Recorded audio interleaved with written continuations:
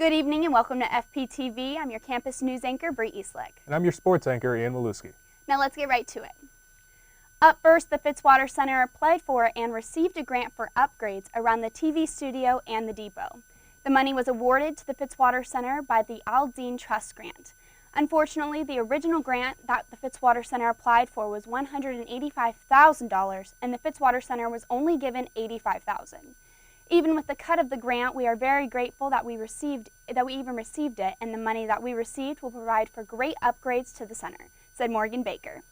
Now, over the next couple of weeks, those upgrades should be arriving to the Fitzwater Center. Franklin Pierce has opened a cafe on campus on the first floor of the library. The cafe officially opened its doors last Friday, January 19th, with a cutting of the ribbon, music, a campfire, and free hot chocolate for all of its students. The cafe hours will mirror the library hours, with only a difference is that the cafe will close 30 minutes before the library.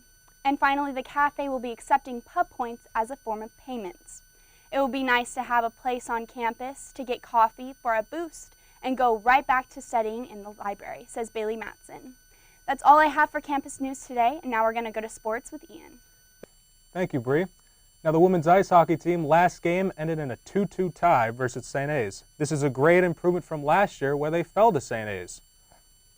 During the first period, sophomore defenseman Megan Klaus scored her fourth goal of the season with an assist from freshman forward Katie Meehan, putting the Ravens on the board with either teams not being able to score in the third period.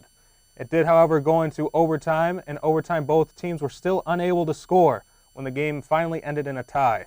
The women's ice hockey team next home game will be February 2nd versus Sacred Heart.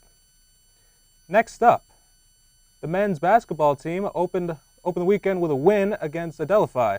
The Ravens scored 80 buckets against Adelphi's 72. Asante Sanford, a forward for the Ravens, scored the game with a high of 20 points. Doyen Batajumi coming in behind, scoring 19 points.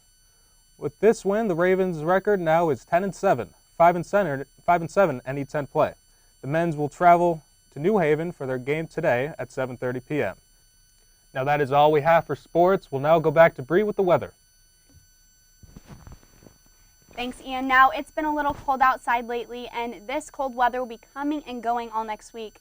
With sunshine and clouds predicted for the week, the temperature will be in the high 20s until Friday, where it will go up into the 40s.